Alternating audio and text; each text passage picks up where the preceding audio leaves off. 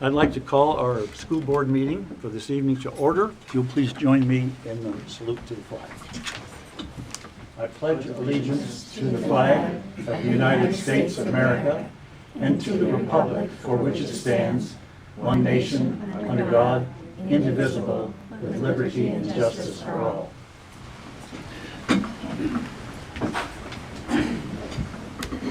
So I'd like to welcome everybody for coming. It looks like we've got a good crowd, and I'm pleased to have everybody here interested in what's going on in our schools. I would like, the floor is open at this point for a motion to approve the agenda. I move we approve the agenda. Do I need discussion? Anything anyone would like to take out for special discussion? Not time for that yet. Okay, all right. So, all in favor, please signify by saying aye. Aye. Opposed, same sign.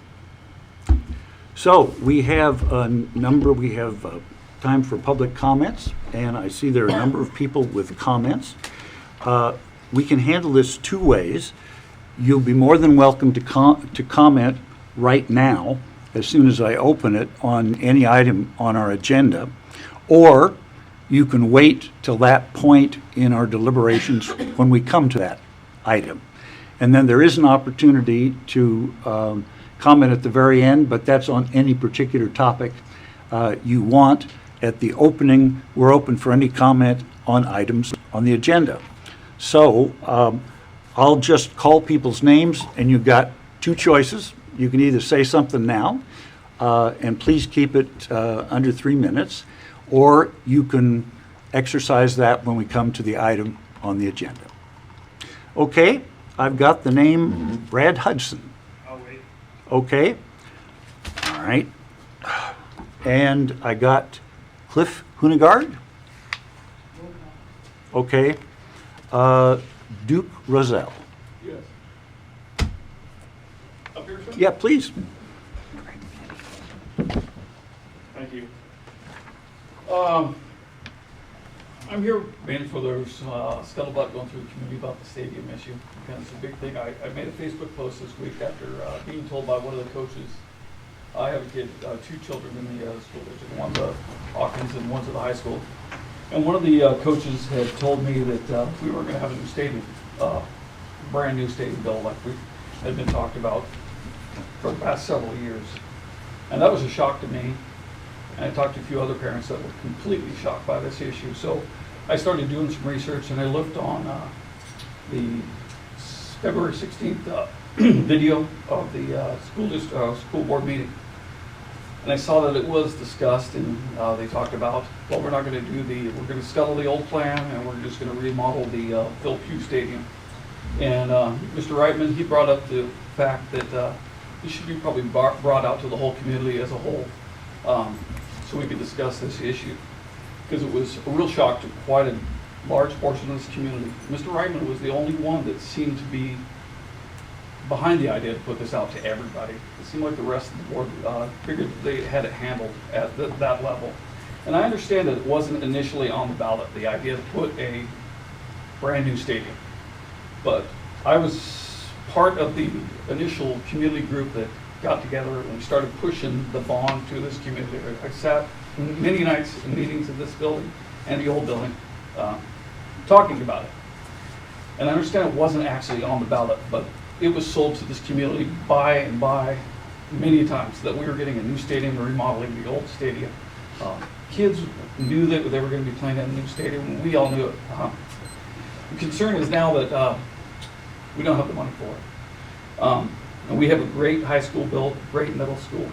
But the concern is, for me as a parent and as a taxpayer of this community, it seems like the fiscal responsibility kind of went by the wayside. Like we spent a little too much, a little too soon, and now we're out of money and we can't build a new one. I understand. It sounds like the board is concerned about a possible 23% increase to the construction cost, which is shocking to me when you look at the consumer price index.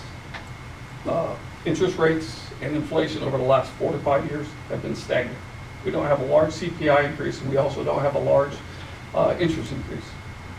But yet we have a 23% cost increase for this project, and now we don't have the money.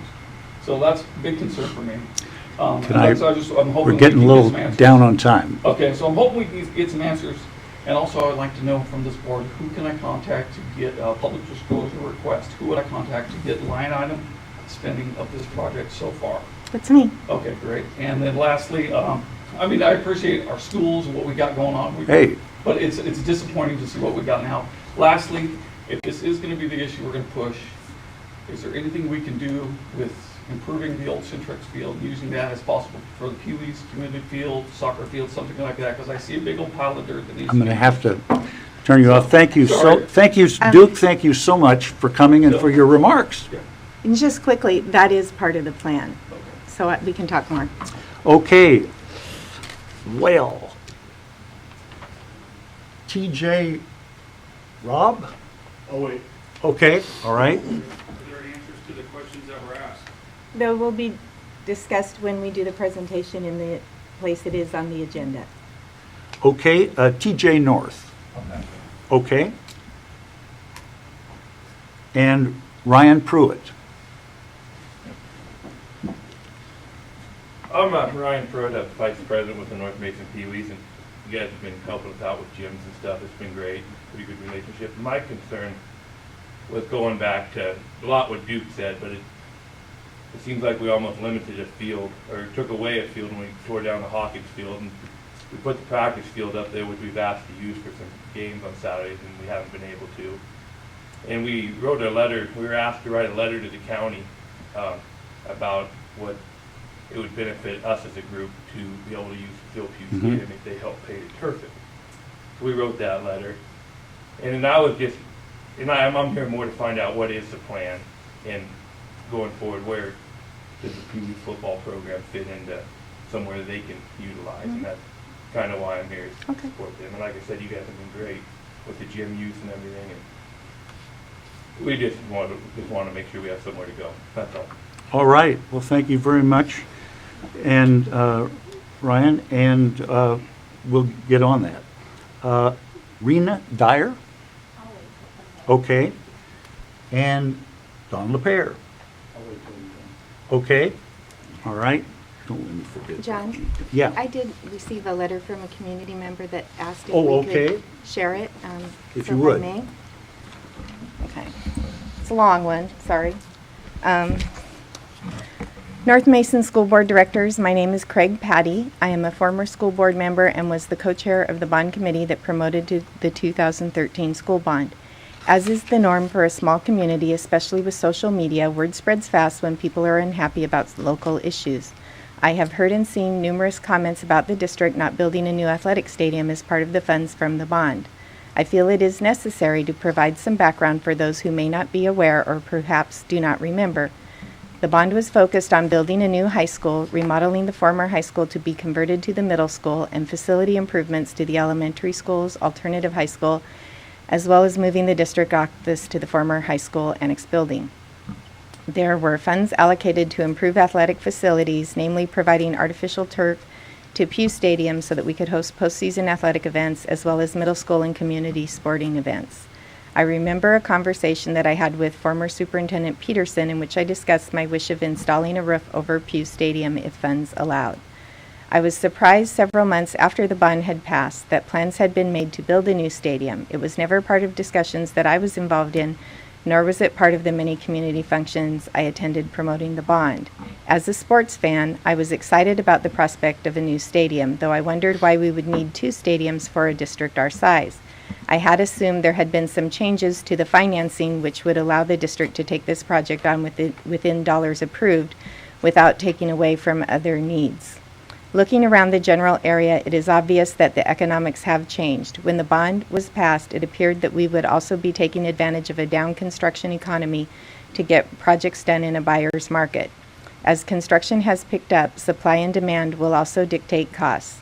I went to discuss my concern with Superintendent Rosenbach, as I just wanted to understand what had happened and maybe figure out what the outcry was about. Superintendent Rosenbach was very forthcoming with timelines and how the district had spent the bond money to this point. She also explained how construction costs escalated beyond the planned contingency funding, stressing the dollars available. I shared with Superintendent Rosenbach that I feel a lot of the criticism from the community could have been avoided had there been upfront communication to let us know that the primary projects were costing more than anticipated. This community is very understanding when given information proactively. I also communicated to her that it is frustrating to see a beautiful new field, the practice field, as the gentleman said, behind the high school, constantly locked and unavailable. That is not what was promised to the taxpayers, nor the numerous community groups who put their support behind this endeavor. I believe this practice needs to end as soon as possible. As for the current projects, I left confident with the plan going forward. I believe the improvements made to Pew's Stadium will provide the intent the school district had in regards to community access to athletic facilities, as well as our school-sponsored sports. Personally, I would rather see more projects given attention, such as the fast pitch field, baseball field, and the cross-country trail, than solely going towards one big project, a stadium that is more of a want than a need. Thank you for taking the time to read my comments. Sincerely, Craig Patty Allen. All right, thank you very much. So that brings us to board member comments. Leanne? No, I don't have any today. I was part of the panel that judged the classroom-based assessment for the current World Affairs government class for the seniors, and it was not only very interesting, but I was impressed with the students. I believe that they worked hard. They were missing their teacher for 2 weeks prior to that, so it made it a little more difficult for them, but that was really a great experience. I was also part of that, and I think it's a good exercise. I guess today I did one thing today. We had an invitation to the Washington Youth Academy, which is in Bremerton and is a kind of a state-sponsored military academy in which kids that have X number of credits to make up can go there, and they sign into a living situation that is very regimented. They get up at 4:45 in the morning. I was able to talk to the teachers, one on U.S. history and one in math, and it really looks like those teachers are on the ball, and we saw them a little bit, and you could see them. Kids, they're working on the Khan Academy stuff, and if you guys have ever clicked on the Khan Academy stuff, I've been working on my own high school algebra of late. So there's on the Khan Academy, and then they can also get advice from the teacher on math. And I thought that was splendid. And the similar thing, making a film about film directing and U.S. history tied. And I thought that was an interesting thing as well. The kids I got to talk with, about 4, really seemed very good. So it seemed to me another example of how the public schools can innovate and come up with interesting ideas that advance education. And I also I took the initiative. There is a award called the Robert J. Handy Most Effective Administrator Award. And I nominated our superintendent, Dana Rosenbach, because I think she fits that category. So, that's my work. Thank you. I don't have very much to report. 2 things in particular, though, and one, Laura, you were part of this too. We had, of course, a North Mason Scholarship Foundation meeting, which is not a school-specific function, but it certainly is a thing that affects our kids. This is the organization that is, I'm going to say it's the big boy or the big girl, whatever, in the community when it comes to scholarships now. That organization now has over $1 million in endowment to be able to give out to kids graduating from North Mason High School. And there are going to be some advertising, some information coming out publicly to the media, whatever, to help people understand what's going on with that. In any event, that was a meeting. We only meet 3 times a year.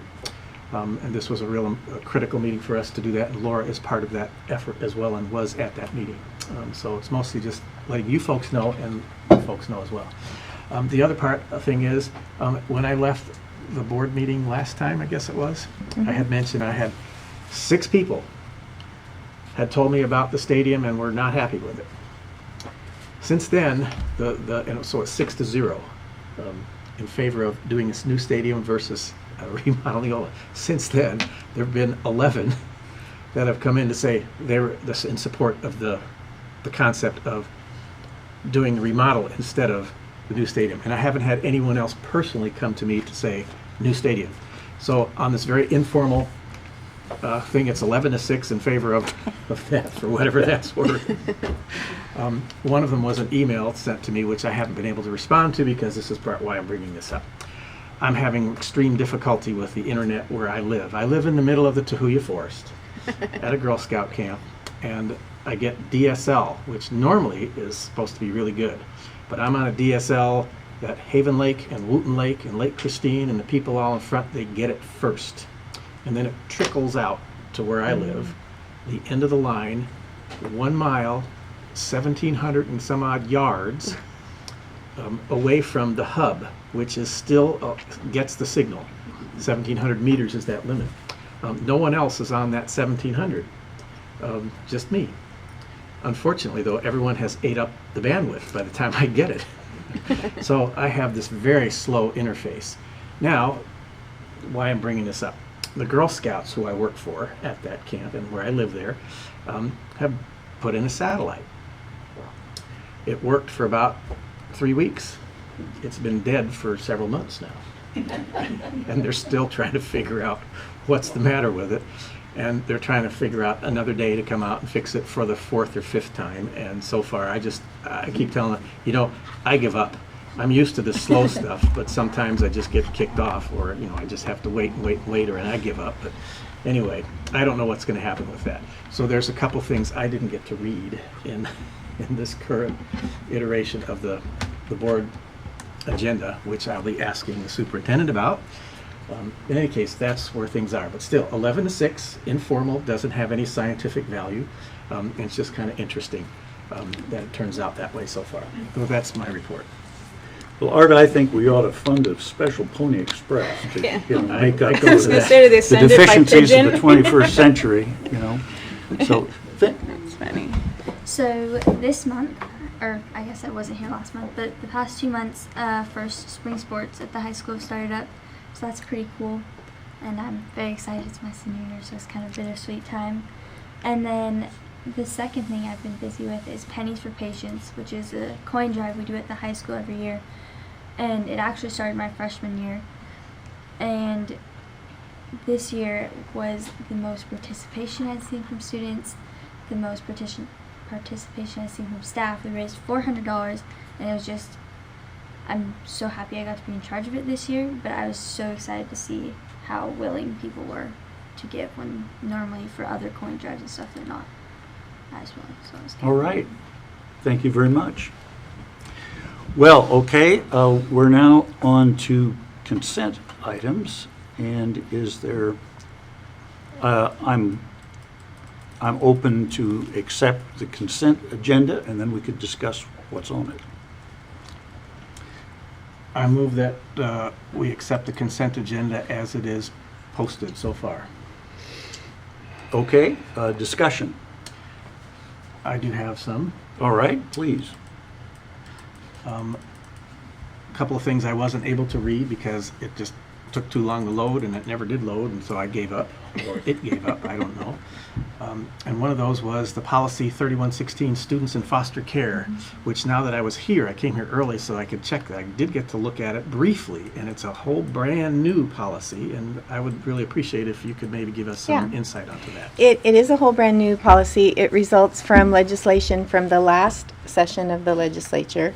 In what they looked at was prior to the RCW 1304-155, kids who were in foster care were considered as homeless. So in that way, the way that they interacted with school fell under the McKinney-Vento Act. So that governs things like if you were in foster care and you changed a placement under the McKinney-Vento Homeless Act, if you're homeless, you get to continue at the school where you started when you became homeless.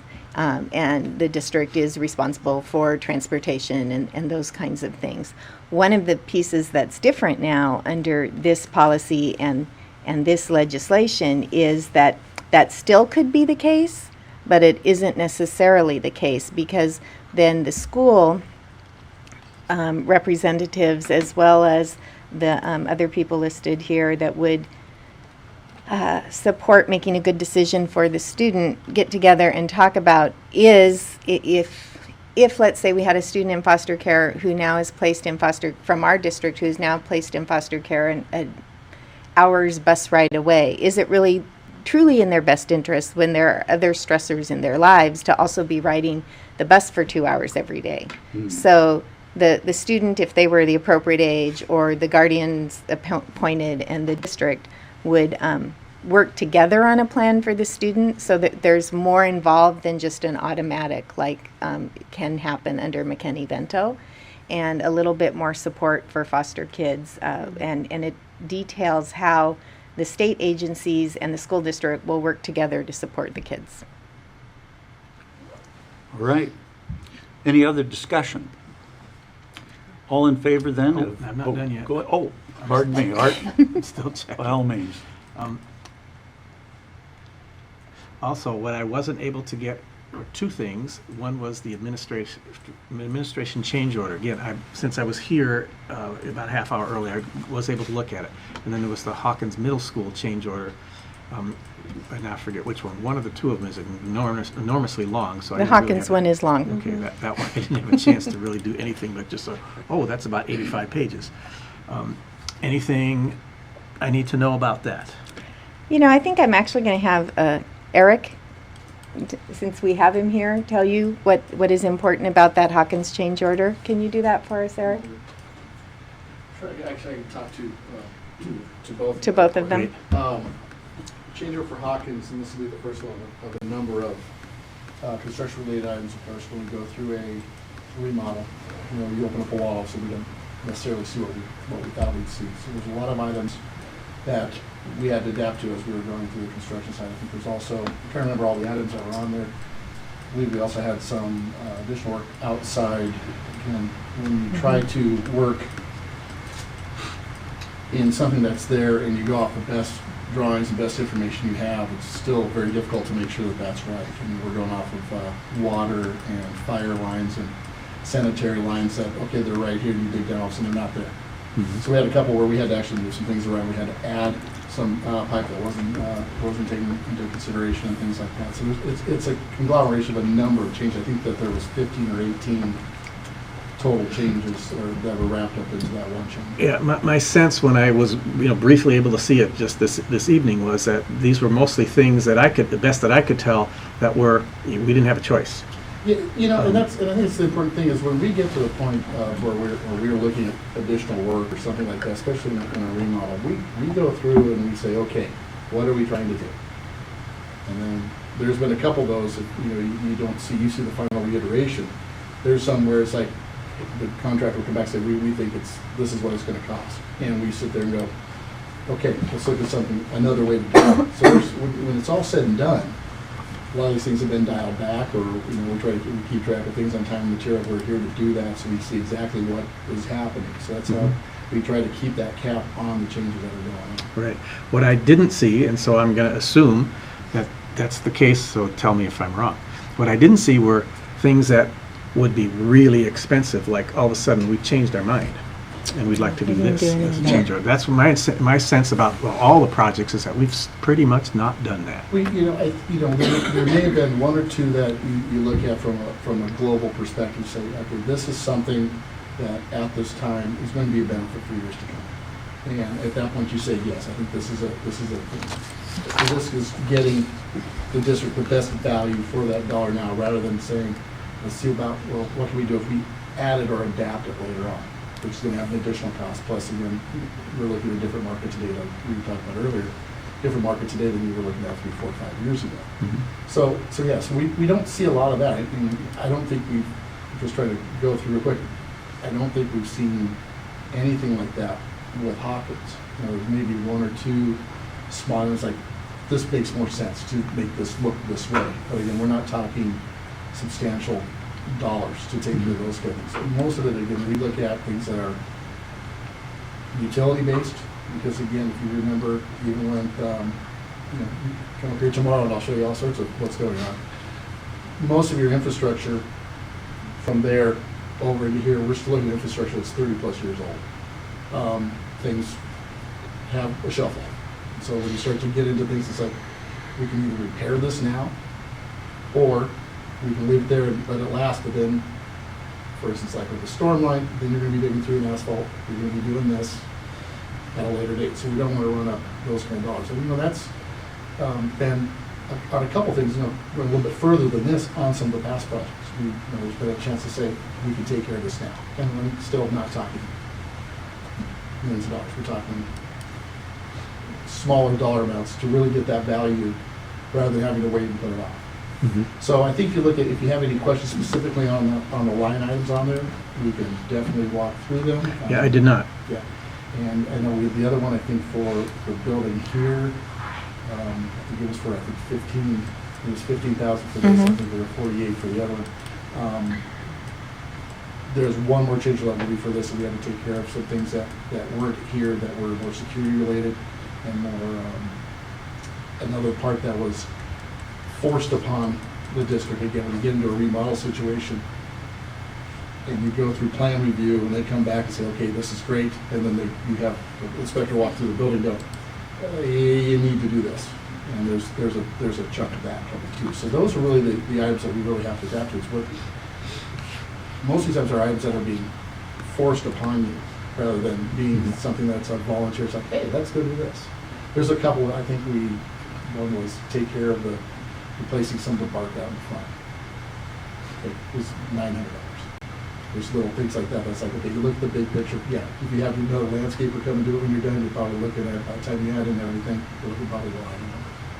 So that's, we take all that into consideration when we're going through all the change orders. So, like I said, anytime there's any questions, and again, I'm sure if there's questions that come from anybody else, don't have necessarily the information in front of me, but I'm here to answer any questions that anybody has. So, Thanks. anything else? If there's anything else that comes up along the way, I'm going to be here for a while. So. Yeah, I just want to thank you not only for this, but for your advice and reporting to us throughout the whole process of building the middle school. And we've always had an opportunity to tour the facilities before it's been done, and it's always been fun wearing a hard hat on one of your tours. Yeah, and I enjoyed trying to stay out of the pictures you were taking. But no, I also just, it's a pleasure to work with you. Staff has been very understanding. I know that sometimes we have one of those little issues today, that this is a tough environment to live in, because it's like somebody building something in your house, and you come to walk in your house, and there's all sorts of things going on. And the staff has been very attuned to that. And again, there's been some feathers that have been ruffled, but in the long run, I hope that everybody understands the benefit that they're going to get when it's all said and done. And we're closing in on that. So. All right, thank you. Have one more. Okay, sure, Art. This is just, sorry. Well, I'm dominating. Whoever's going to do There you this, better go. write this down. I'm dominating conversation tonight. I feel dominated. I'm not doing Right. that today. And this is the Camp Seymour letter to for Belfair Elementary. I don't have a question, I have just a comment. I'm very much in favor of this. Obviously, since I work and live at a camp myself, you would expect that, since I'm very much in pro camp for children. And I presume that we'll pass this no problem, and I sure hope that Belfair Elementary, that you guys get to fund it the way you need to fund it. Because I also know that some years ago, we here in this district, we came across the issue of, the statewide issue of, if you're doing something like that and it's on the curriculum, then you have to pay for it. And that became a thorn for so many school districts about that. But anyway, I'm bringing this up partly because one of the few things I did get, although it wasn't on here, through the internet, was an article from Texas. I forget what newspaper or whatever it was, but an article about it.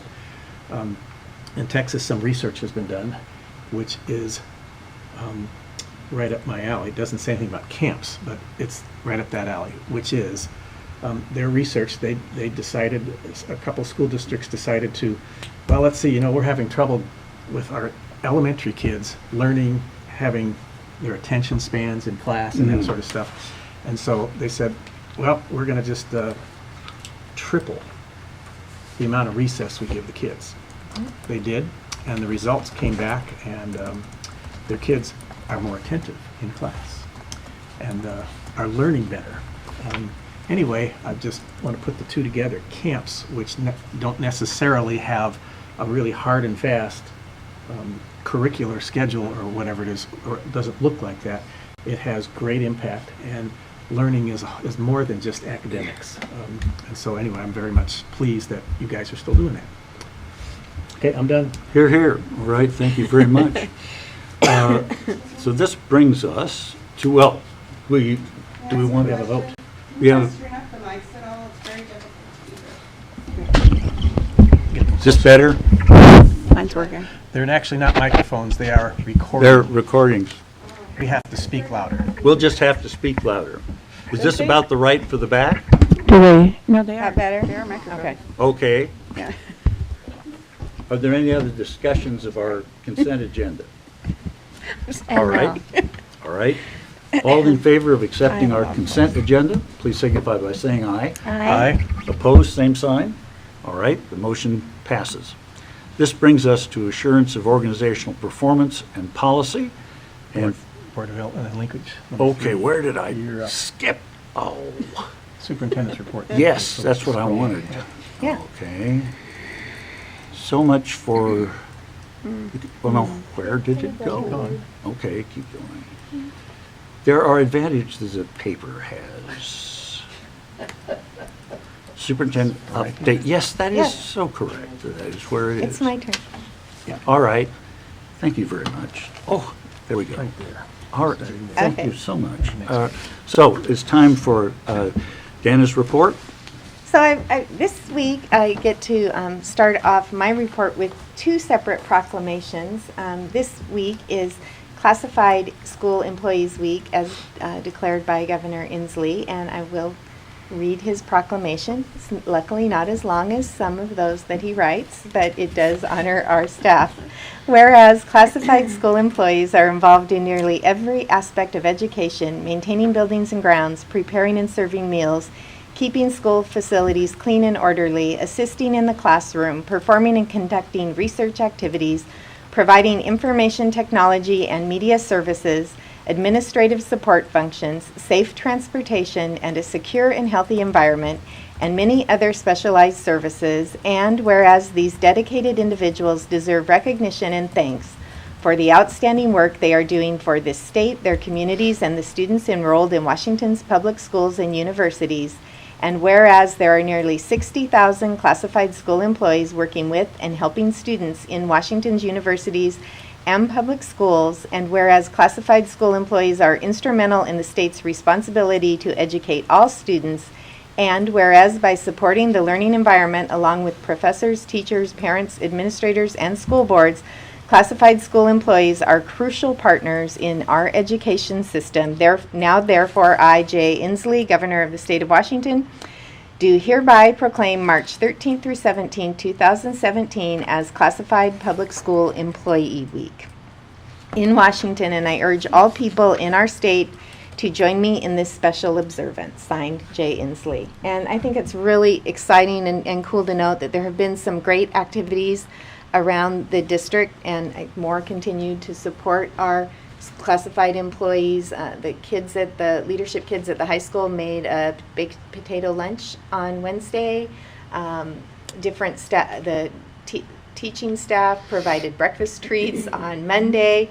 Here in the district office, we had a gift just a little cute gift, a box of s'mores, because we want some more employees like that, that we shared with the classified employees. So everybody has had an opportunity, we were hoping to take a moment to shake some hands and see some classified employees here tonight, but just wanted to take that opportunity to recognize. So thank you. All right. But I don't think I see anybody here that's part of that group. Do I, Denise? There were a lot of other interesting meetings going on tonight and different events. There is. There's a last game for basketball, I think it is. Yeah. too. Yeah. And the second one, oops, wrong document again, is School Retirees Week. So also this week, Governor Jay Inslee has declared March 13th through 19th as School Retirees Appreciation Week to honor retired school employees who have contributed so much to our schools. And he says, whereas the Washington State School Retirees Association recognizes all retired school employees, and whereas the WSSRA educates and assists retirees in meeting the special challenges retirement brings and works to improve their general welfare, and whereas the WSSRA aids in advancing education by supporting high educational standards, and whereas the WSSRA promotes group and individual involvement in charitable projects and activities, sponsors scholarships, and maintains interest and participation in educational and community activities, and whereas the WSSRA supports and encourages retired educators to remain active in the education profession through volunteer activities associated with learning, now therefore I, Jay Inslee, Governor of the State of Washington, do hereby proclaim March 13th through 19th, 2017 as School Retirees Appreciation Week in Washington, and I urge all people in our state to join me in this special observance. And we do have some school retirees here.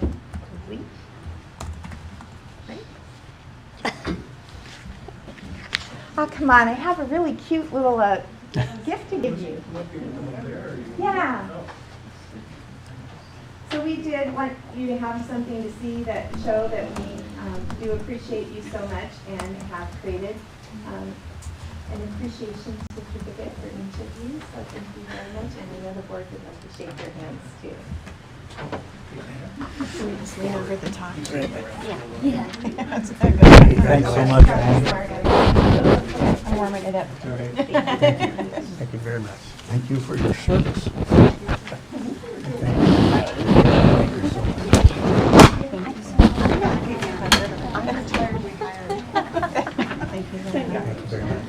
Thank you so much.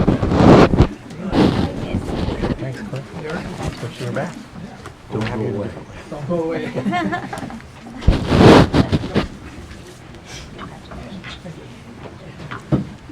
Excuse me, Dana. I think it's important to note, too, that many of our retired employees are also substitute teachers in our school district and are willing to come back on a moment's notice sometimes. I think that's a very good point. And they are our best substitute teachers. And also Johanna, actually, I see her every Friday. She is a teacher at Sand Hill Elementary this year. I was retired for 3 days. Yeah. Yes. Johanna retired, and we were in a bind, and we reached out, and she was so gracious to come back and work with our kids another year. That was Yeah. is that first grade? Yeah. Yeah. Bless your heart. I have a first grader. Okay, I guess then that brings us to budget. Budget status. Oh, I'm sorry, yeah. Yep. And that will give us an opportunity for our friends here. We'll Oh, do no, the that'll be stadium in afterwards. a little bit. Yeah, Next yeah. is budget Okay. status with Kathy. I'm just so Beavers? anxious to get, You are, and I will share some yeah, sure thing. data I think that they want to hear when Sure. we get to that point. All right. So good evening. The good news is that, can everybody hear me okay? Yes, thank you. Big voice. The good news is I don't have any bad news. I just have some normal news, the normal information that I tend to share in the monthly meetings. The budget status report that I'm presenting tonight is actually for our February, the month of February, that's just been completed. Our revenues and our expenditures are both a little lower than budget. So the revenues, not by much, and that just again can fluctuate, and the expenditures as well are lower. So always a good thing to have the expenditures, since sometimes that's a little harder to determine. But overall, for year to date, compared to our budget, our expenditures are almost right on budget. We're about $35,000 under budget, and our revenues are about $389,000 over budget. So some of that is due to some of that Feller money that we did receive this year. And you have that information and also a graph for you visual people. I like to see it in a graph. As far as our fund balance goes, we're ending the month of February with about a little over $2 million in our general fund balance.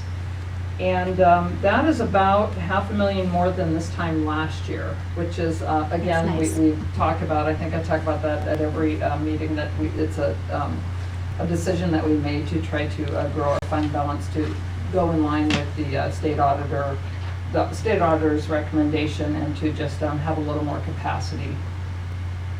Also, about half of that is the board's directed reserves as well. I also have a graphic in there if you're interested in that, and you can find that on the website. As far as our other fund balances go, our capital projects fund balance is sitting at about 1.6 million. And again, we still have I think between about 3 and 3.5 million that we still have to claim for Hawkins Middle School that will come back as revenue once we spend that. And then we also have, I think it might be later in the presentation, the non-voted debt that you'll see show up next month. So that is not reflected in there. Our debt service is what we use to pay our bond, and it's 1.2 million. That is our fund balance. ASB it always sits about 300,000. Those kids, they go out there and they make it just as fast as they spend it, so it just kind of stays flat. And then our transportation vehicle fund is sitting at about 177,000. I actually met with transportation today, and we talked a lot about what is sitting in there. We have one more payment left on our transportation. I think it was last meeting we talked about, or a couple meetings ago, we talked about having some non-voted debt in our transportation fund. So we have one more payment for that, and then we can really go back to stocking up, or I should say beefing up or replacing some of our older buses with some of the newer ones with the transportation depreciation money. Now the good news is our enrollment. Yeah. Our enrollment is up against all, I want to say all odds, although that's not really the truth, but trend-wise, this is typically when it starts going down a little bit, and we're up about 5 FTE. So that's probably more, I actually don't have that number, I have it maybe somewhere, but that's more than 5 head count, that's FTE. So, we have some kids that maybe move to part-time, or they finish up a class in the trimester, so that can change, but that is amazing, and that's great. We just keep growing every month at these months that are going near the end of the school year. Average-wise, as you know, that we're funded on our annual average throughout the year, and we are up about 30 FTE from budget. So things are looking good. Yeah. Things are looking That's good. exciting. As far as the, do you have any questions as far as the budget status? And then I just wanted to mention one more thing. Did you have any questions on the financials? I was always curious, we know why we got the influx, or why we're doing so well, but Well, some months it seems we get a couple more kids in the high school. Some months they just tend to come in the elementary schools. It's just, I think it's growing, and every month I attend a business manager meeting at our ESD 114, and it seems to be kind of a trend in this area, in the Kitsap Mason County area, and it's just everybody's has increased enrollment. So I think maybe the economy is getting better. People are moving in or moving to bigger homes that are in the areas, or maybe from the outskirts to. I'm not sure, and I've had this discussion over and over, and I'm not sure that I can ever even guess. So I just do what I can with the information that I have. Kathy, do you know how many of those students are out-of-district students that are transferring here? I do not know that off the Okay. top of my head, but we can certainly We find can provide that. information out. Okay. Yeah, and very easy to find out. The last thing I wanted to share is just one more piece of good news. I actually oversee the director of food service, and she just recently received another breakfast grant, federal Great. grant. Mm. If you remember, she got 2 last year and was able to do, to add some banners and some equipment to both the elementary schools. And she's able to, she got about $38,000 more this year. She's going to do some upgrades in Great. some of the elementaries and mostly in Sand Hill, where they're going to start pushing out breakfast to the younger kids Mm. in the pod areas. I think it was Sand Hill with the pods. And so many in my head. That way they kind of clear the gym. When you offer free lunch and breakfast to all those elementary students, and they all come to school at the same time, get off the bus at the same time, they stand in the line so long that they don't have time to eat. So we're trying to work on ways to kind of make it easier so they don't have to bring their messy cereal into the classroom and spill it. So she's really got some great ideas, and I just wanted to share that she was able to do that, and that stuff is on order and should be ready to go by the end of but maybe by the end of next month. That's very cool. Wow, Yeah. that's great. And that's all I have. Do you have any questions? No, thank you. Okay, thank you. Thank you. Okay, and Nate, next, quickly and briefly, I just wanted to share, we did receive our report from our school bus safety inspection just this past week. And once again, we had an outstanding safety inspection and commendations from Mike Shahan with PSESD in Puget Sound DSD. So congratulations to our transportation department for that continued good work.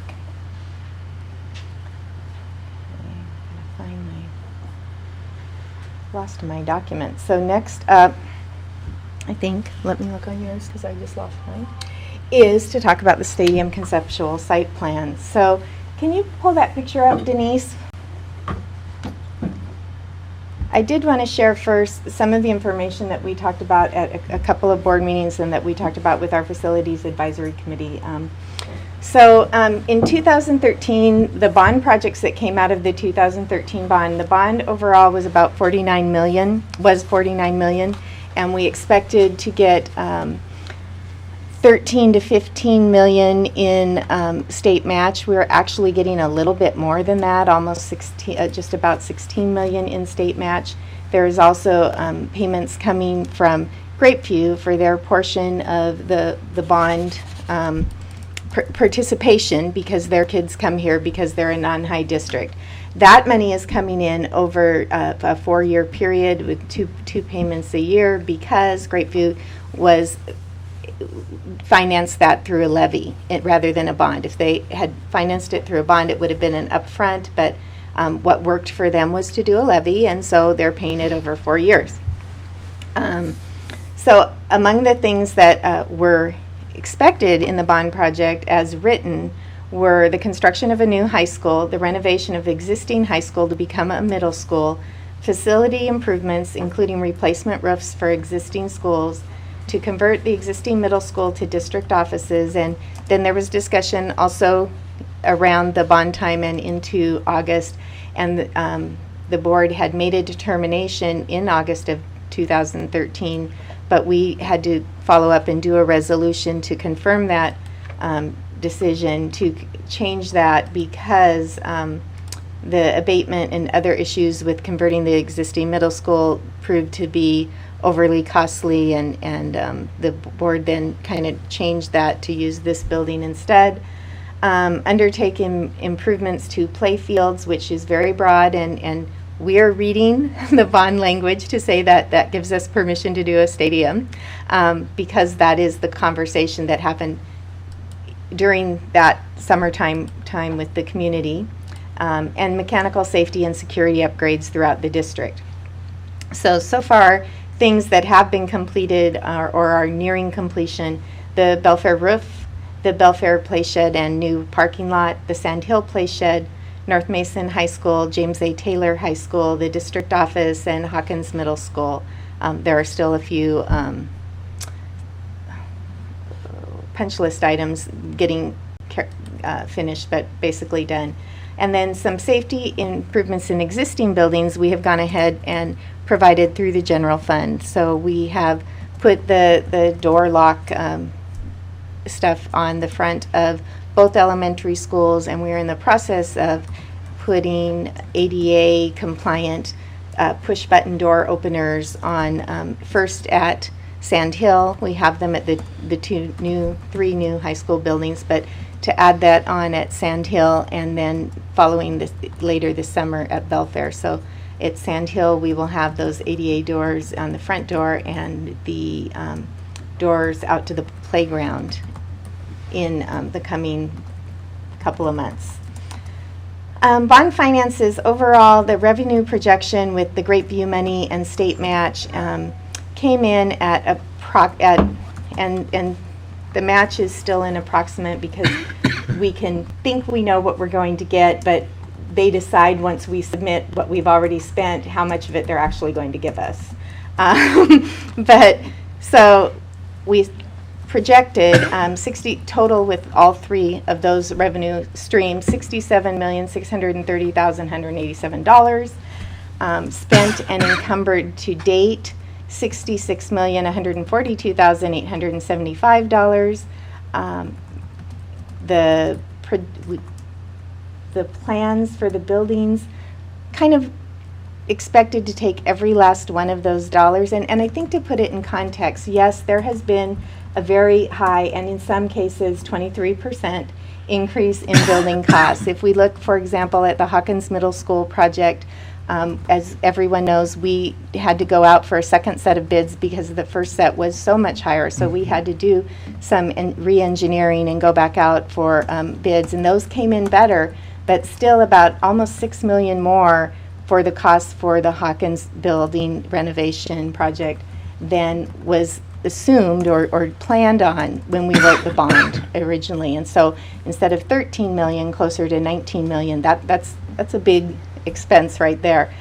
And once we did that though, and once we accepted those bids, I think it's important to note that we assumed in the development of the planning about a 5% contingency, and we have stayed within that 5% contingency on all the projects. It's just that costs unfortunately came in better than we expected because there is currently about a 98% employment rate in the building trades in the Puget Sound, which makes it not really a buyer's market right now for getting building done. So at the February meeting, the board approved non-voted bond debt, or the January meeting, we completed the non-voted bond, and the next item on the agenda is just to let you know that that loan has closed and the $4 million is in our account with Mason County so that we can proceed with projects. So together between that $4 million in non-voted debt and the remaining dollars unencumbered on the current projects, we're looking at about $5.5 million available. The bid plus the alternates and the seating, because the bond bids for the high school for a brand new building down on the Centrex field came in including seating, because it's really interesting that the building bond didn't include, or building plans and what was bid on did not include the places that people sit. So that's a little bit different. That was hard for me to wrap my head around because I always think of the stadium really more as the seating than the field, but that's just me. So when we added the cost of the seating in, that came in at about $7.8 million, and obviously more than we have in our account to deal with. So we met with the Facilities Advisory Committee and talked about a couple of different options. We talked about delaying and not going ahead with a stadium right now, looking at some of the other projects that were on that list of things that the community would like to see done. And we discussed this with the board at the last meeting, and we talked about building in stages. You know, we could go ahead and do the field and maybe get some temporary seating and then do the seating later on. So we talked about some different things that we could do. Or we talked about coming up with a plan that would provide all of the things that we talked about and shared in our planning and our discussions with the community by doing a remodel and build like we did with New Hawkins Middle School on Pew Field. And so that is really the recommendation that we move forward with. From the picture, and most of you probably don't have the best view of that, but we can get you a better opportunity. It would include replacing the field itself with turf and relocating the track and field events, the jumps, the high jump and the pole vault, and the long jump and triple to the end zone areas within the existing track there off of the grass. Thank you, Denise. And the jav discus and shot put would go out on the outfield in the softball field for events. Next to the ticket booth, a new building that would house the concession stand as well as a full set of 2 locker rooms and a training room, everything that was in that building in that initial conceptual design with the initial bids for a new stadium. And then replacing and expanding the stadium as is and making sure and putting a roof over it, and then including bleachers with a roof, and of course on the home side a booth for reporters and everything, press box, all of those things that would be in that original plan, and updating the lighting and having a new scoreboard, but without some of the expenses that come for starting from scratch. As we talked with the board about one example of that, and there are certainly more detail that we could share, but one example of that was the infrastructure for being able to get the electricity in for a new field. Just that part of the bid alone came up to $1.2 million. With doing the work on the existing stadium site, we don't have that level of that cost, so we can save those and put it into the project. That also gives us the opportunity within that $5.5 million roughly to do some other things, to look at when the Boys and Girls Club moves into their new site, our old district office, which they are almost done raising the funds to be able to do the remodeling that they want to do, so they can do that. The existing Boys and Girls Club site is coming down. The fire department's going to do a controlled burn and a practice to make that happen. And we are removing the remaining 2 portables that currently house Head Start. And we'll remove the other building that we would remove then. There would be the old district kitchen. And then that Centrex field becomes much larger. And we, as somebody said, we can use part of what I like to call Mount North Mason up there, our pile of dirt, to level that and probably raise it a little bit, and then we could resod or resurface with a nice new grass surface and have a regulation length soccer field and potentially 2 little kid fields adjacent to it in that spot that are available for community, as well as community access to the other 2 turfed fields. Part of discussions that happened, prior to when I was here, and then we picked up again in the last year or so, is we had been approached by the county about partnering on turfing at Pew Field. They wrote a grant. The grant brings in, the county kind of acts as a conduit. They wrote the grant. They will, we will spend the money to fix the field and get it all done. And then the grant, it's the kind of grant you get paid for after you prove you did the work. Then we'll get about roughly $480,000 towards about the $1 million cost that it costs to put all that turf down, funneled through the county to the district to add to that project. So that helps us have some of that leeway to do the other field improvements, also looking at doing some improvements on the softball field right away. So that's what we're looking at right now. Because we entered into that RCO grant with the county, that gives community groups access to the field. That's part of doing an RCO grant. Also talked with Craig Patty, as he noted in his letter this afternoon. we do expect to have better community access to all of our fields, including the practice field going forward. And see, I think once I get going, I kind of want to make sure I covered everything that I wanted to, but that is, the one other detail on the field itself. So part of the grant to ensure maximum use by the community is that not only would the field be striped for football and soccer, but for lacrosse, because when the district and the county did their research in 2013, there was an interest in having a place where community members or folks outside the community could come and use the space. And so it will have 3 different athletic sets of striping. Okay. Okay. So that's the update. And so where we are on that right now, just one other thing, we're just about ready to go out to bid. One of the, Yeah, we're still trying to get the designs. One thing I'll stand real quick. yes, you can add in.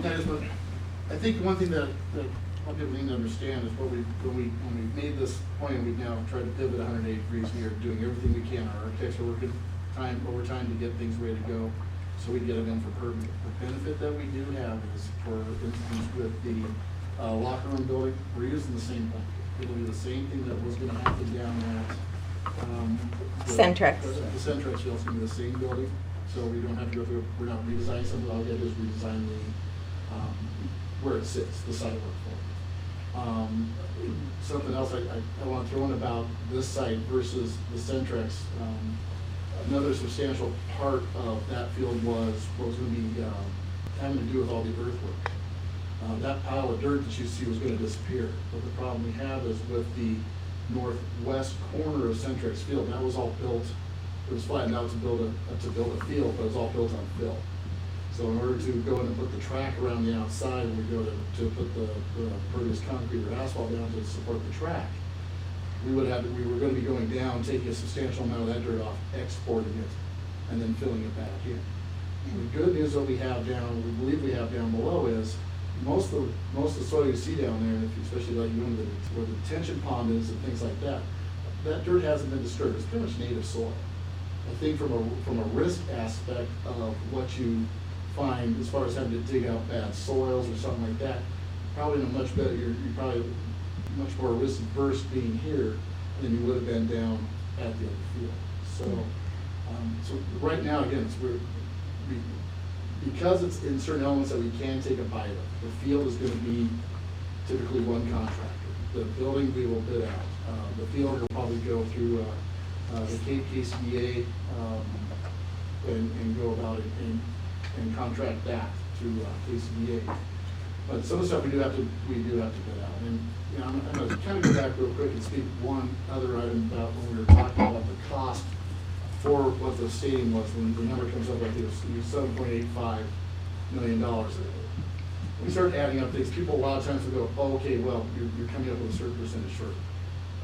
I don't want to ever underestimate the amount of dollars that sales tax goes on top of this. With the exception of the design. I think the design was just under $407,000 for all the design work. The bid came back at $5.1 million, which is not taxed. It was 5.5. Yeah, and then you had another 500, so there's 600. The bleachers, we're going to go through a similar deal like the KCBA to purchase the bleachers as an allotment. Again, that was, I think the total for both sides was $907. It was just about $1 million. Yeah, 970. So those numbers started all that.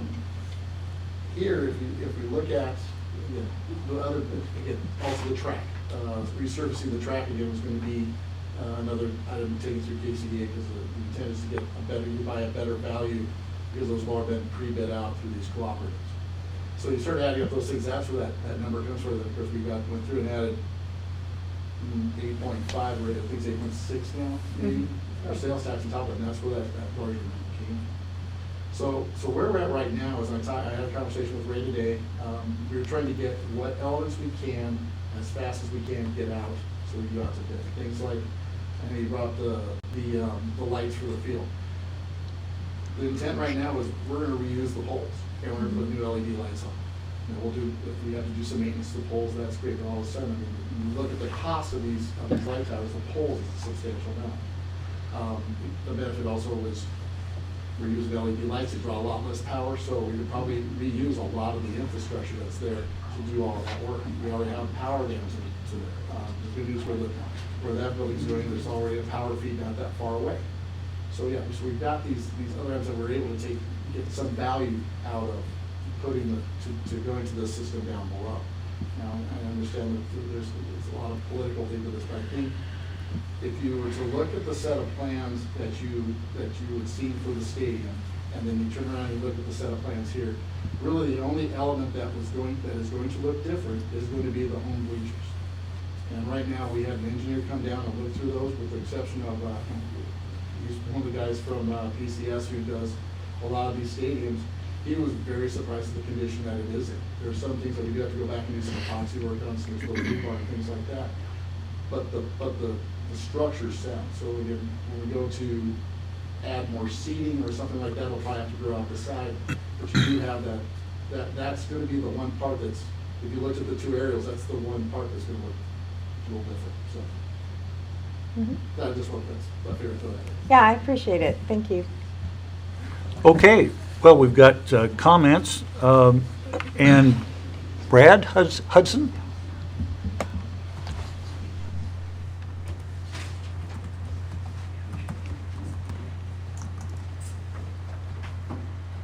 First of all, I want to apologize.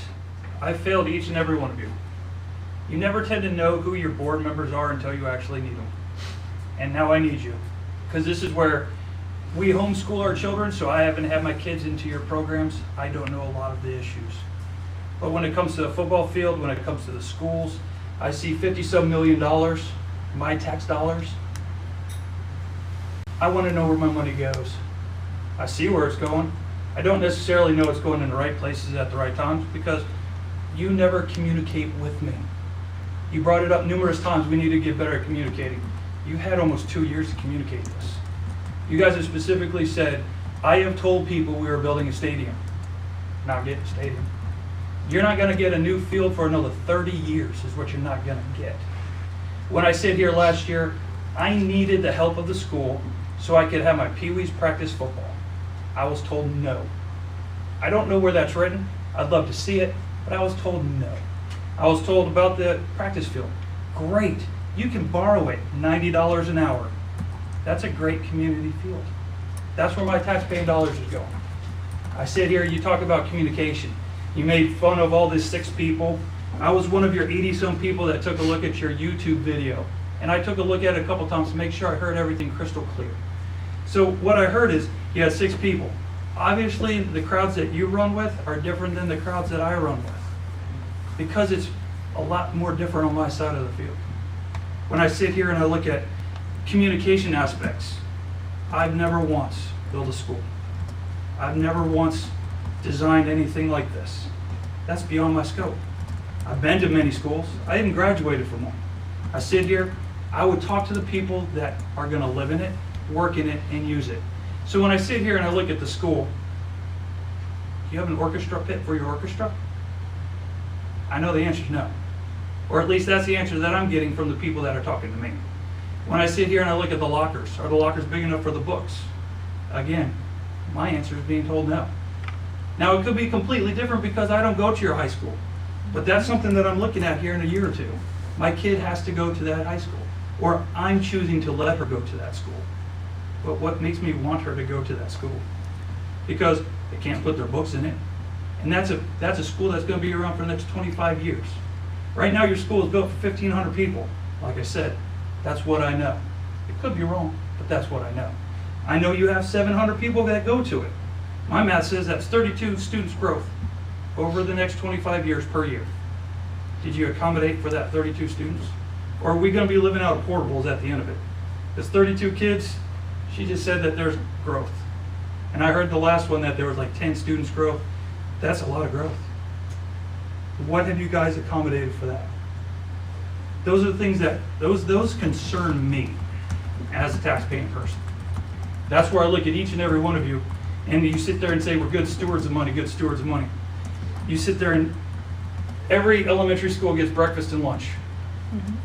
I give you credit because you know what? In my family, I learned responsibility. That's my job, not yours.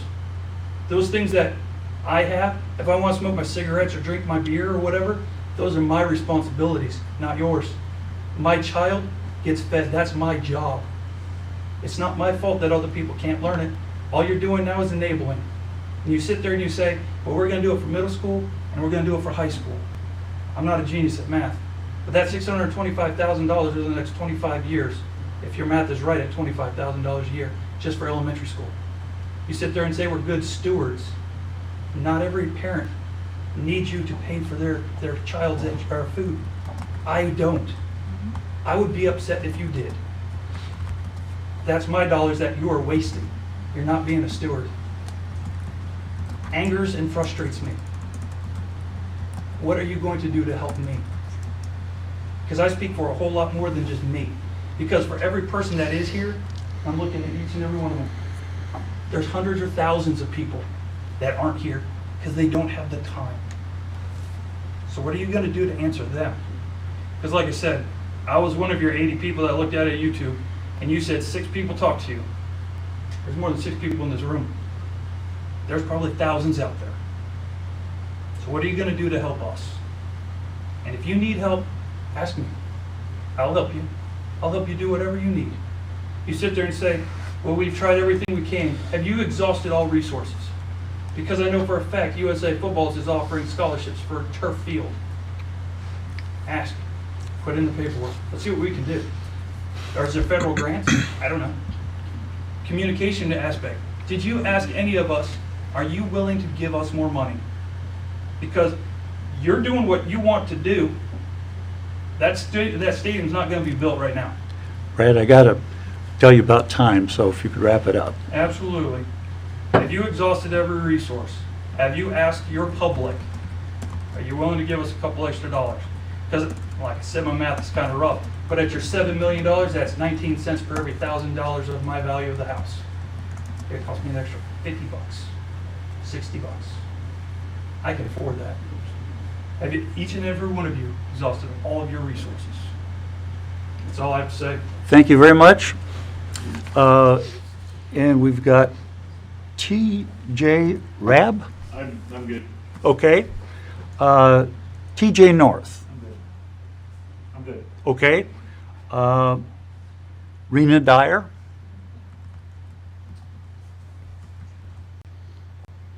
Hi guys, so my name is Raina Dyer. I have 3 student athletes, so you can guess why I'm here. I actually don't have a big speech prepared, but I have a whole list of questions. So if I could get answers to those, that'd be amazing.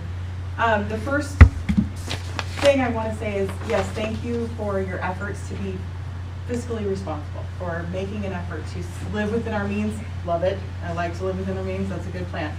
I just feel like there might be a big disconnect between the idea of, yay, we're getting a stadium, and what we actually need. We have more than, 9? I came up with 9 total teams in the fall that need to use a soccer and football stadium. Where are we putting them? We don't have enough fields to accommodate 5 practices a week and games. That would also be in the spring. You've got 2 track teams and a whole lot of soccer teams. They're also going to use 1 track and the same amount of fields. There's not space, guys. These kids, I've watched coaches take middle school kids and walk the campus looking for a place to practice. That's a waste of practice.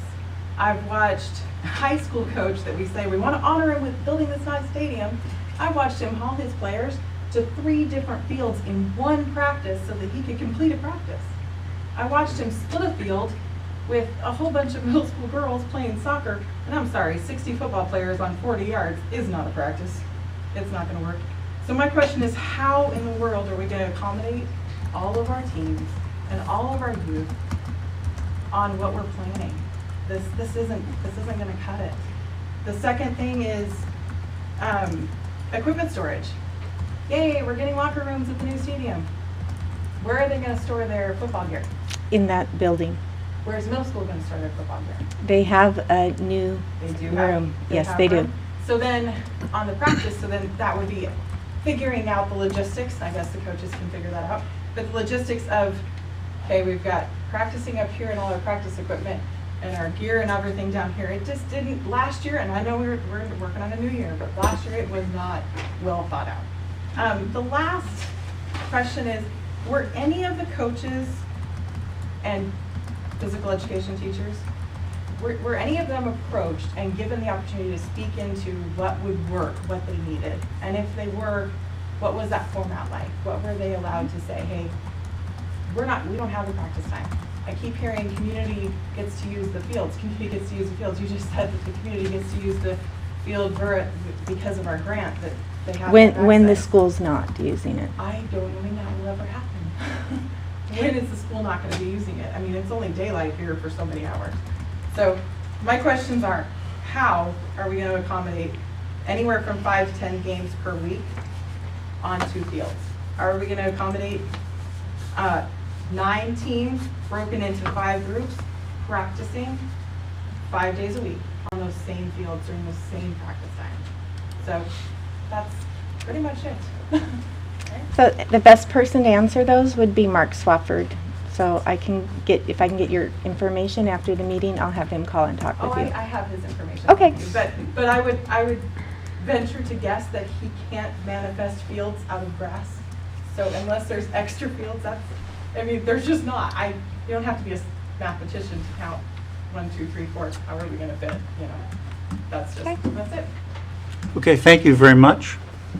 Let's see, I guess, Don LaPierre. Okay, all right. Looks like that's it. And I want to thank everyone that's had a word on that. I had another comment. Why not? It's pretty simple. A couple things that stuck out in my head. And it's, now that we're talking about football, and like I said, you guys allowing the Pee-wees to use your facility, there's nothing said that you have to do that. So we appreciate it. And I think what some of the concern is coming, when we had the old Hawkins football field, Hawkins used it as soon as they were done practicing, Pee-wees practice there. And you had the high school down below and vice versa, whatever. And I think that was some of the concern, is we eliminated that field. They put the practice field in. We haven't been able to step on it since it was put in. So it kind of took away, so we moved it up to Sand Hill, which has worked for 2 years. But 70-yard field is really not a safe playing surface. If we're going to use it again, I'm not saying we can't use it. It needs serious upgrades, and maybe that's something the Pee-wees needs to help with to do if we're going to use it. But one thing I would like to see, if you do put a soccer field, full-size field down here, it's also lined and goalposts for a football field. Because Saturdays morning, you have North Mason Youth Soccer, which has 20-plus teams, and we usually have 5 to 7 football teams. We play all of our games on one field 7 weeks out of the year. They usually start at 9 in the morning, they're done by 4 in the evening. But usually if you got one soccer field, we're trying to get on there, they're trying to get on there. So I think that was what more my concern is the amount of fields. But and the other thing that jumped out, I'm just going to say it, is when he was talking about Hawkins Middle School and redoing that and using the old stadium, there's 2 things that stuck out in my head were 30-year infrastructure and change of conditions, or change orders. You're going to use you're going to redo another 30-plus-year-old facility down there. So I'm sure there's going to be some changes and some unseen things that are going to come up with that too. That's it. Okay, well, thank you very much for all of these comments. And I hope that the questions are good, and they're good information for us to have. And I think that particularly I thought were very good questions on the field. I can't answer them directly, but I'm sure Mark Swafford could answer those. And if you don't feel you're getting an answer, I think you should check with Dana or check with one of us on the board, because we want to be responsive to your concerns. That's what we're doing. And I'm commending you for it, and I'm saying, bring it on, because that's what we're here to hear about, and it's only when we have this kind of information that we can make the progress we need. And it's concerned parents that are really the people that take the burden for educating their kids, making sure that education goes on at home, and we know that sports is essential to that. So I think that everything you're talking about is essential to the education of our kids, and I'm sure I speak for my colleagues. We want to be right there on your side, on your team, and see these questions through to an appropriate answer. Because what you're doing as parents is furthering the education of our kids, and we appreciate that. So, Can I say something real quick? why not? You know, I see a lot of, you know, I didn't stand up and say anything because he said a lot of good stuff. But you talked about, you know, you wanted all these questions. Sure. I've not seen one answer. We have And then said, the answers you give are to people that aren't even here. Okay. okay, So what's that Let me do talk. for us? okay. Can I just say John, let one me- thing? The questions that are asked appropriately, I can answer for you. I'd be more than happy to answer for you. The board meeting isn't the venue, so we can get together and we can get your answers for you. We'll just talk after the meeting about when is best for you to do that. Yeah, this is an important point, and I think your response is entirely in order. And it took me a while to kind of catch on. This is a meeting, this isn't a public meeting, it's a meeting in public. And what that means is, we're put up here for however long you guys want us to stay, to deliberate and do the public business. And that's basically what this is, a business meeting. The state doesn't even require us to have an opportunity for public input. We want your public input. And that's why we have it literally in 3 places, the beginning and at the end, and in appropriate places in the middle. You're right, we haven't got the answers. These are serious questions, and we want to be precise. My colleagues and I don't run the schools. There is our employee. That's our one employee whom we hire. And she's available to you. And if after talking with her, you don't feel you've got answers, everybody seems to be going to Art. And I'm really a little, envious about this. I'm in the phone book too. I'd be more than happy to chat with you. And see, this is what you guys are. The meeting isn't set up. That's it's an accurate observation, and it just illustrates how we're governed. So you give us the question, we'll get you to the expert to answer it. If you are not satisfied with the answer, let us know. Because this is central, all of these questions. We've got to have them to know what direction our governance should go. So you're giving us good information, and your questions will be answered. Okay, John, Yeah. it is your prerogative as president, but I have some I can talk to you on the things phone. I'd like to say to the board. All right. Regarding this stuff. Sure. So this, in a sense, is deliberation. That's not on the agenda for discussion, really, although with your pleasure, I would do that. It's my pleasure. All right, thanks. Okay, I think some of where our problem with the community is coming from is we haven't been straightforward about our decisions on this project. We never said, we're going to do a stadium formally. We never said, we're going to do the remodel formally. We never said any of that stuff. It's all just kind of been there. That was what bothered me last time, or the last 2 times when I said, we need to come to the community with this. And then, when I heard from you folks last meeting, I heard what you were saying, and what that was telling me was that your sense of what the community was saying is, no, we don't want to pay for a new stadium if it's going to cost us that much more. Now that's a reach, I'm saying that, and believing that. And that is still my belief. I don't think our community would support another bond, but I don't know that. And Mr. Hudson's comment, have we gone out and asked? We really haven't. Not that we should or shouldn't, I'm just saying we haven't, and maybe we should. And that's something that we would need to decide among ourselves whether we should do that. And so perhaps, and this is not the place to make that motion because all we're having allowed is for discussion here. Perhaps we should sit on this a little bit. Although we did give the blessing without a formal vote to the superintendent and to, the Ray Mao, the architect, and, the stuff, to look into further what that's going to be like for us. But we didn't make any decision yet. We still haven't made a decision yet. If things went without a lot of this, community input, chances are we would just simply go with, yep, we're going to remodel that stadium. And we'd be happy with it and that sort of stuff, because that's the way we've operated with this stuff, because we haven't made a formal decision. But when it comes down to it, we do have to make that decision. Maybe they would present, the administration would present, this is our recommendation to do the remodel, and we'd say, great, then we've made a formal decision. But until we do that, it's still up in the air. And what do the folks out in the community think? Since we haven't made a formal decision. That's my discussion or comments for you folks. Yes. To that, may I ask just take a little statement? I keep hearing formal decision, but somebody made the formal decision to pay for a sign that says stadium and points up the hill. Somebody made the formal decision to put up a thing on the website that showed a new stadium forever until literally a week ago, and then it disappeared. So there have been formal decisions made, and we've been communicated that information, and then, thank goodness, Duke posted something on Facebook, or I would still assume this fall we'd be playing a new stadium.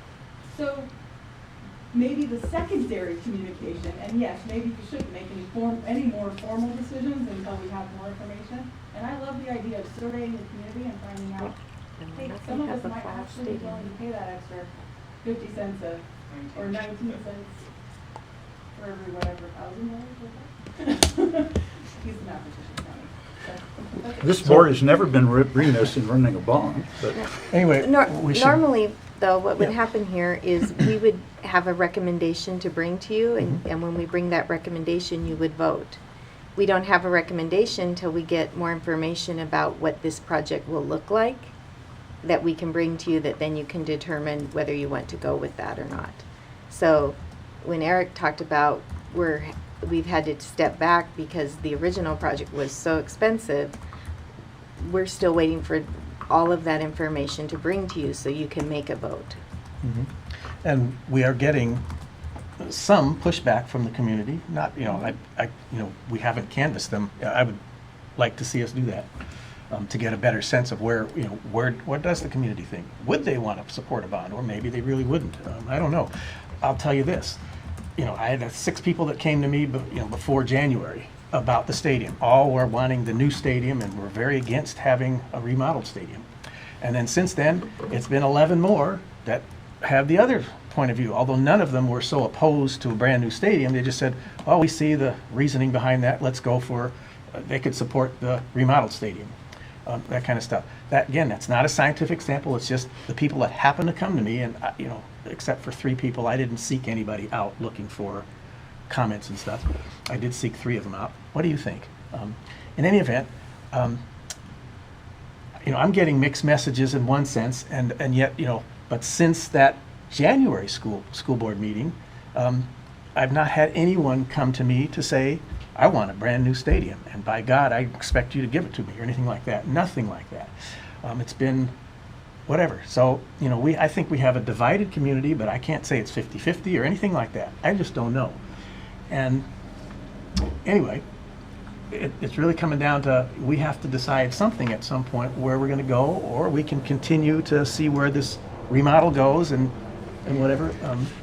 But we're going to have to still answer to people in the community regardless of what happens. And so, thoughts? I would just like to say that once we get the recommendation, we will all have an opportunity to discuss that recommendation and vote on it. What I'm hearing tonight primarily is a concern about, is there going to be enough fields for community and school sports teams to be able to practice? So that would be probably a primary concern when we vote on this as well. I'd also like to know, and I will ask Mark Swafford, how all of these fields are scheduled so that everybody has their time. I don't think we've lost a field. Well, But then we gained one. we gained the practice field we back haven't- there We haven't that had I'm one. hearing that the community hasn't We've been told used? no numerous times. Okay, And you can't use the practice field for games. It also doesn't have restrooms or seating available for thing, and it has practice equipment on it. And it's not always available to all teams. okay. In So North Mason, the we big just can't use it concern, for practice because That's it's right. not lit. We practice at 6 o'clock during the. okay. So the concern then would be that everybody has fields Access. that they're able to practice on. That concern might be met with the new fields down on Centrex. That's a discussion we all need to have once you bring the recommendation to the board. Is that field gonna be available this fall? Which field? The Centrix field that you keep talking about? I don't know for sure yet. I know for sure that you're missing fields right now. That's a fact. So right now, I can tell you, you are missing fields. Thank you. And I can tell you that that one I might think not we be need to ready. move on, John. Well, this is appropriate. I actually think, I usually take a somber view of things, but I think that this discussion is timely. We haven't got a proposal yet, but you've given us, each one of us on the board, a list of things, questions that we ought to be asking about this new program. And so I really appreciate that, and I would urge you, I'm in the phone book. The name is John Campbell, and I'm also on the website. It's the same name there. I've got email, I've got a phone number, and I would love to hear from you folks. We're not necessarily opposed. You need to educate me so I can be an advocate for you, because I regard sports contrary to what I believed when I was a university professor, and I was rolled by various people that wanted special privilege for athletes that weren't doing well in my class, and I was not at all appreciative. Swofford turned me around very fast. When I saw the connection between education and sports, I went out, what is it, 180-degree turn. So I'm very interested in a satisfactory sports outfit that you get everything you need, and I appreciate the volunteer time you're giving. Contact me, contact my colleagues, because you've given us a series of questions that we will ask her when we get this proposal. That's just the way your government works, and you're doing a great job by informing us this evening, and I would like to sit down and talk with any of you that would like a more detailed, one-on-one, so you can be sure that I get it right. So we do need to move on, but there's an invitation for you. So we are at where? The next item is to just included so that you could see the product of the decision that we made a couple of meetings ago, the documentation for the closing memo of our limited general obligation bond for the $4 million loan. Okay. The money went into our account yesterday and so is now in our capital projects account, and you will see that on next month's report from Kathy. The next item up is just reminding you of the 2017-18 school calendar that we adopted a year ago in August on 8/18. We do have a board policy that requires us to have 2 years of calendars running. We are currently developing the 2018-19 calendar. We're waiting for feedback from all of our bargaining units and expect to be able to bring that to you in April or May at the latest, so that we will then have the second year moving forward as well. We don't see a lot of changes from kind of the calendars we've had the last couple years, but we're not done hearing from them. So that's it for one other thing in my report I did want to bring up. We have posted again on our website the nomination instructions for graduates of distinction from North Mason High School, and want to remind people that we are looking for nominees. We are looking for folks who have graduated at least 10 years ago from North Mason School District, that you believe, whoever the nominating person is, have demonstrated exceptional achievement in their career or personal life and are a positive role model for current and future students. It's really very simple to nominate someone for us to award them. We are intending to give those awards at the May 15th Scholarship Award Night like we did last year. So we would really love to have some new and exciting folks nominated so that we can recognize our graduates. Okay, thank you. And then I guess we got community linkage and message of the month. I have been, is that what we're on, or are we going to? Yes. Yeah, Yep. okay. Yeah. I'm open for suggestions. I've been talking with Dan about some possible themes. What was it we came up with? I forgot that we had some Well, kind I of- think we were talking about, we might have more information on this topic. 'Cause Yeah. Art did a letter in this month's, Sure. that came out last Thursday, Mhm. but we might have more information to share. We have a couple weeks till the due date. Yeah. So there might be more to talk about then, or questions, something for the community. I think it also might be worth considering talking about school funding and Okay. where it is or isn't Oh, right yeah. now. The recent work by our legislature in postponing the levy cliff has been helpful for some of our neighboring districts who were at the maximum levy amount before it drops. We are below both of those in the amount that we ask for school levies from our community, so we're not affected. And unfortunately, the work the legislature did to help those districts puts us in not as positive a bind right now when we're in a teacher shortage and we're competing with them to hire. So we are hoping to see some other work done. So maybe some advocacy for school funding and an explanation of what the problem is, so our communities can help us talk to folks in Olympia about that. Yeah, Might be a that's good idea. That's good.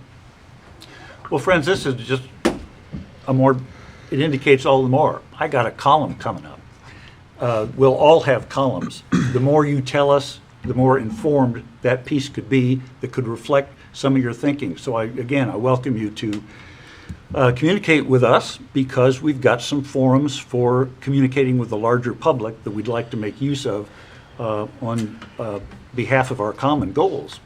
So, assurance of organization performance and policy. We got for policy review ER9, communication with the public, and ER12, student conduct and discipline. Were there any comments that we have on those projects, on those regulations or rules, policies that we would want to change, or that we got it written down the way we like it? I think we made our comments at the meeting last time. Okay. We're good. All right. Then we get to adjournment, announcements and comments. If there's anyone that has a general comment. Hey, Kay. Okay, John. Come on up. All of you know I've been coming to these meetings for a long time. This is the first time I've felt a real openness with this board and answering the questions of our public that I haven't seen a lot of these people here. And you know, I've said a lot of things to you guys, and I'm just glad to see I've got public coming out here now with things I've been talking to you about, and being open with your public, so your public knows what's going on. I hear a lot of people that don't understand all about this stadium, and all of a sudden it's thrown in front of them. These are the things I've been trying to say to you. Open up to your public. I know you have a limited time, but if you give them 5 minutes and at least let them say something for a minute, I think all these people would love to. I hope they'll get all their neighbors to start coming to board meetings, because you know and I know, we've never had this many here. This is really neat, and I'm glad to see the camaraderie and you guys talking to them and listening and hearing what they're saying. You don't have to necessarily give them the answer tonight, but at least they know you're hearing what they're wanting for this public. Well, thank you very much for your faithfulness and your observation. Anyone else? Don? multiple things. Well, that's, you got 3 minutes. You want to get up here and you can, That's right, I think you can hear me here. okay, can you hear him way back there? Okay. Yeah, my voice has changed unfortunately because of all the stuff I've been hearing. My opinions, extracurriculars are important. I never made it to dental school if it hadn't been for cross country. I'm ADHD, and a friend of mine taught me to run cross country, and my grades went from B's and C's to A's. So I know darn good well what athletics, and all the other extracurriculars, theater, whatever. I lucked out because I didn't even know what cross country was, and I made the team and didn't figure that one out. Having been on the board, there's lots of things that I've expressed in the past. What happens in the classroom is more important than what happens with stadiums. I've heard so many different ideas about what the board comes up with. Whatever the board comes up with, I can live with. I was really looking forward to a new stadium, working the chains, and the new concession stand for the Kiwanis Club for scholarships for the kids. But I can live with whatever we come up with. For art, computers are programmed by aliens. That's why you're having problems. I've said this since I was on the board. Mark Twain was a genius when he said, neither man or beast is safe when the legislature's in session. I've also said for 40 years, if I had to run my office under the same rules as schools do, I'd be back in the Army in a heartbeat.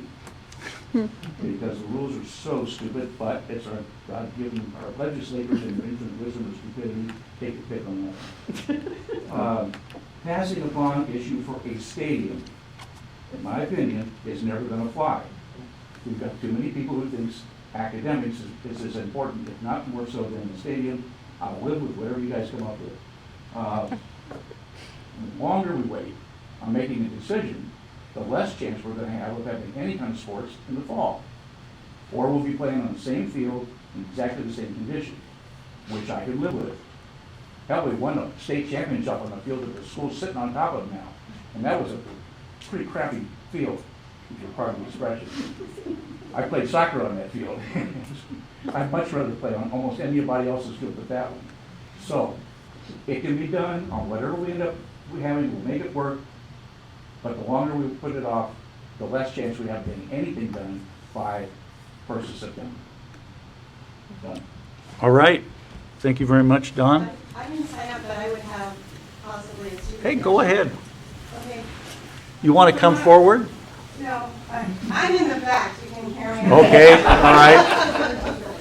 I just want to know, is it possible to do like SurveyMonkey and find out the information of what the community is feeling? Is that a legal thing to do? I don't know. We've used it before. I'm sure we could do And something. it's something that could be done quick and easy, and then you would have more of an idea of, are those 11 people now the majority, or are they still the minority, and we don't know that.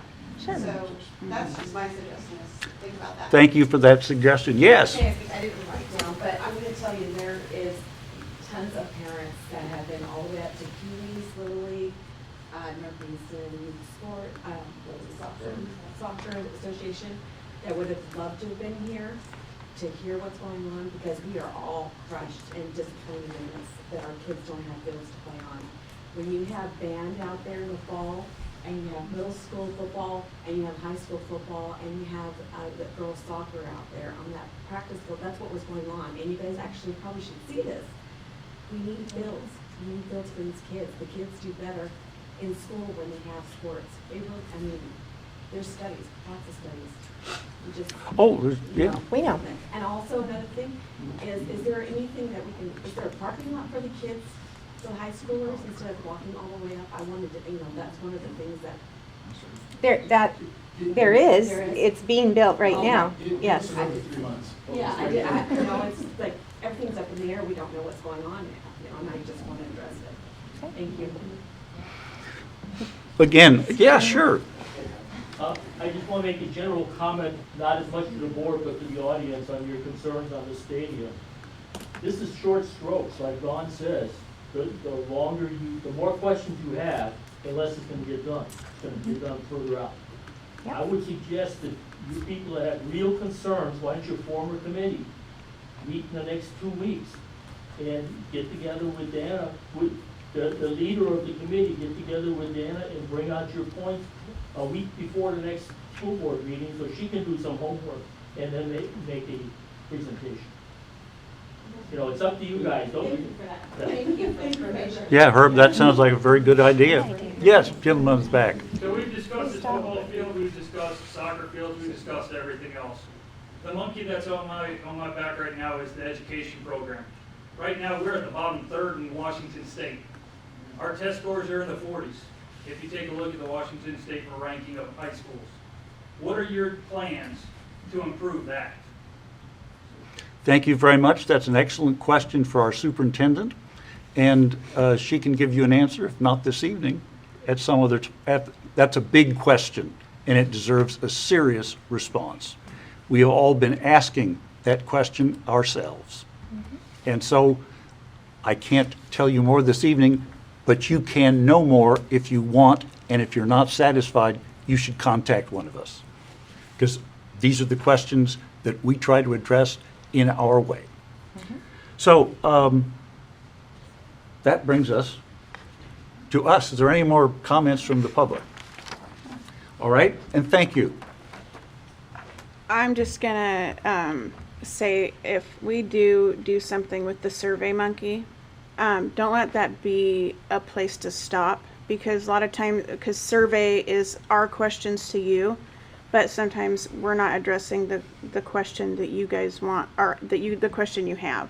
So send your I still think you should write a letter to your to your school board director, but Dana, of course, is amazing, and she's always willing to listen and give great answers. So I appreciate her for that. But when we're making decisions, and I'm just kind of piggybacking on some people here, but we can't make decisions without you guys. And I've been here for, I forget, but it's like 2 years, and nobody sends me anything.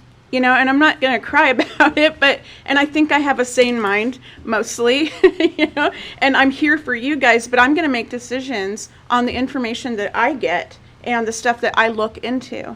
So when you ask me a question through email or whatever, I'm not probably going to answer you with, these are the statistics and whatever. I'm going to give you my heart feeling. I'm going to tell you about it, but I'm also, I take it so that I can look into that, because I don't know all the answers, and I don't even know all the questions. So I need to know that too. So I encourage people to get a hold of me too. All of us. So, okay. All right, Laura. Oh. Do you have any comment? I mean, you don't have to make a comment. But, no, but I just you've got want a to say, testimony, this is the time. I really want to say thank you. I appreciate all of your input. I understand your passion. I know when we had to cut sports quite a number of years ago, when I was in the administration area of the district office. I don't know if any of you were here then, but that was a very painful thing to have to decide how to put this little bit of money into a great big thing for kids. And I get it. And I am concerned about the whole field issue, and I hope that we'll be able to resolve that.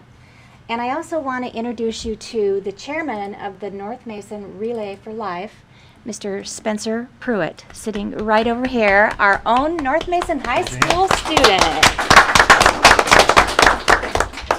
Sorry, Spencer. I just had to do it. No question, though. It's okay. Well, okay, I just echo Laura. I really like Herb's suggestion, because I think that would get everybody's opinions together. And so, I mean, the key thing, I mean, you're welcome. I'm open to hearing from you individually, and don't let that discourage you from doing so. But I think if you guys were to get together and we were to get a common list to work off of, and you're mentioning that you're representing, you know, that there are more parents out there, we try to be a representative body. Hey, come on, we've all got our own, you know, circles. Our names are out there. You know, we're not exactly living under a rock. So if you guys were able to get together, constitute a little committee, constitute yourself a little committee, and come up with a set of questions, and then talk to Dana about that. I mean, share them with us too, and talk to Dana about that as well. I think that would be a really way to get, as Herb says, to get things done on time, and that we would have all the concerns we need to have from the people that are right down there on the field. So I think that'd be a great idea. Not much to say, just thanks everyone for their input, and I appreciate, Don, you're right. If we wait, we may miss the boat on certain things. On the other hand, also what Mr. Hudson said, we really haven't asked the community, and a couple other people had some really great comments too. I have my thoughts and feelings, but whatever. That's it. Okay.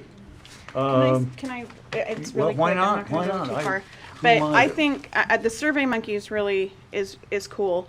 But I think to be more effective, I think it would be like being faster, sending those emails and encouraging your neighbors and your friends that are, in this district to do that before a Survey Monkey would ever come out, because that Don? takes time. Okay, Don, you had Sorry. Just say, there's an awful lot of people who don't have internet access. Yeah. And there's also people like Art whose internet access is absolutely Yeah. atrocious. And Our addresses are online too. I know, but there are a lot of They're on people, the recognize the website. fact, there are a lot of people who don't have internet access. Yeah. They probably don't even have telephones or TVs. There's a Sure. lot of people in this community who are dirt broke. So we're not gonna get to everybody, no matter how hard we try. But the sooner we do something, the better chance we have come September of having fields to play on. Yeah. I want to do James for one more year, at least. So, let's get our acting gear and let's get things going. But again, you can't count, monkey, whatever that thing is. Yeah. Survey monkey. Snail mail works really Hey, well I'm too. basically computer illiterate. I've been trying to stay Sure. that way, and I want to continue that, but I do at least get email. If you haven't got email, if you haven't got a phone, if you haven't got a TV, but you got an address, let me know. I will come to you. Yeah. All There we right? go. So, He's gonna bring lunch. anyone else have a comment? Oh, We need to move on. Okay, then looks like we are at, oh, sure. I really want Dawn to do James. However, Mom, I will say, I don't want to rush into doing something that we have to deal with for 30 years that we're going to regret doing. So sometimes the slow road isn't always the bad plan. So that's just my 2 cents. You understand some of the things that we have to decide, and so I appreciate that observation. All the more reason for you guys to give us your wisdom, because that would help our common cause. So, I guess we are to assessment, and it says here that Laura is our assessor. Okay, the criteria under general meeting behavior, I gave. Sorry, can you hear me now? The criteria under general meeting behavior, I gave us a satisfactory. Under the criteria for governance principles review, we did follow those principles, and for general overall meeting, I gave us a satisfactory. All right? So, with that, see, our next meeting is, where's it, give me the date? April 20th. Our next meeting is April 20th, and with that, our meeting is adjourned. Thanks.